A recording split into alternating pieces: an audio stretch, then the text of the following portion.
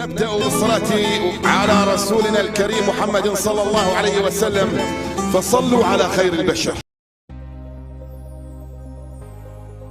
مشهد مفاجئ يغزو العالم، كريستيانو يتسلح بالبسملة والحسابات الفرنسية تتخوف من إعلان إسلامه. شاهدوا هذه اللقطة جيداً.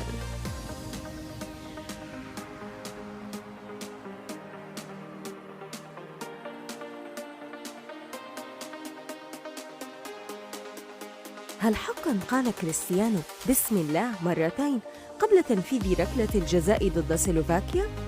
هذا السؤال ضجت به منصات وسائل التواصل الاجتماعي، حتى المستخدمين خارج العالم العربي تداولوا هذه اللقطة وتساءلوا ما إذا كان رونالدو اعتنق الإسلام سراً أم لا. الجنون تملك المتابعين الفرنسيين على وجه التحديد خشية من أن يكون حقاً قد اعتنق الإسلام. Wesh, la dinguerie les gars, Cristiano Ronaldo les gars, avant son but, il a dit quoi? Il a dit Bismillah. Il a dit Bismillah les gars, je suis choqué. Les frérots, je vais vous montrer, mais les gars, regardez bien, frérot, c'est un truc de ouf là. Donc là les gars, Ronaldo il est officiellement musulman les gars, ou je sais pas, peut-être les gars, c'est des pratiques qu'il a appris en Arabie Saoudite avec Al-Nasr, les gars, je sais pas. Les frérots, le truc le plus fou, c'est que c'est pas la première fois, écoutez, hein. Écoutez. Inch'Allah. Donc les gars, là, on est à la 28e minute frérot, il y a pénalty pour le Portugal contre la Slovaquie, je crois que c'est la Slovaquie, je crois. Ronaldo les gars, il commence à regarder l'arbitre comme ça. Moi je me dis les gars, c'est bizarre, il le fixe pendant longtemps. Je me dis ouais, c'est bizarre là. Les gars, il commence à dire quoi? Il commence à dire Bismi, les gars, il a dit Bismi, là. Bismillah, les gars, il a dit Bismillah, les gars. Et pour ceux qui ne comprennent pas, les gars, regardez, hein, il y a toutes les sources. Du Portugal, de France, du Brésil, des États-Unis, de l'Amérique du Sud, de partout, frérot, ils ont été formés là. Cristiano Ronaldo, les gars, a bien dit Bismillah, les gars, regardez. Source de Turquie, les gars, regardez. Cristiano Ronaldo, penalty, Bismillah. On continue. Deuxième source, les gars, regardez. Ronaldo avant de marquer son but. Bismillah, Bismillah, les gars. En plus, il a pas dit une fois, il a dit mais deux fois, les gars, deux fois. Maintenant, les gars, un compte fan de Cristiano Ronaldo. Cristiano Ronaldo a bien dit Bismillah, Bismillah, les gars, avant son but. Encore une fois, les gars, un autre compte pour ceux qui me croient pas, les gars, regardez bien. Bismillah, encore. Pas les gars, s'il fait ça par habitude en Arabie Saoudite, mais les gars, s'il est dirigé vers l'islam, c'est un truc de ouf. Voilà, les gars, c'est un truc de ouf. Cristiano Ronaldo musulman. Oh, la dinguerie.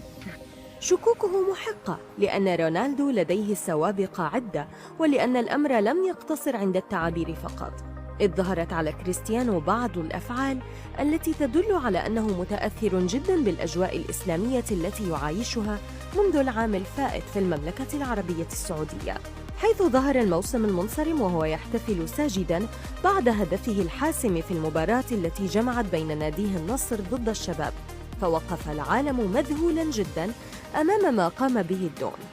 سنذكركم باللقطة.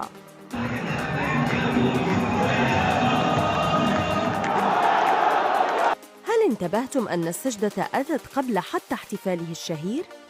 هل اعتنق الإسلام فعلاً أم لا؟ لابد أن نشير بأن كريستيانو بالفعل متأثر جداً بالبيئة العربية التي يتواجد في ربوعها منذ عام حتى اليوم.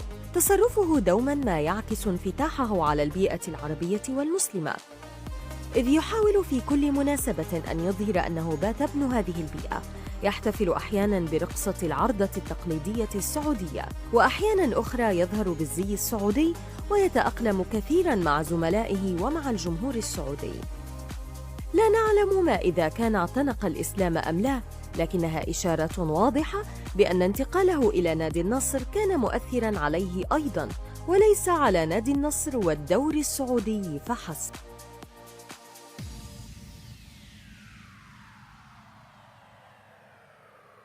إن أعجبك الفيديو لا تنسى الإعجاب والاشتراك في القناة.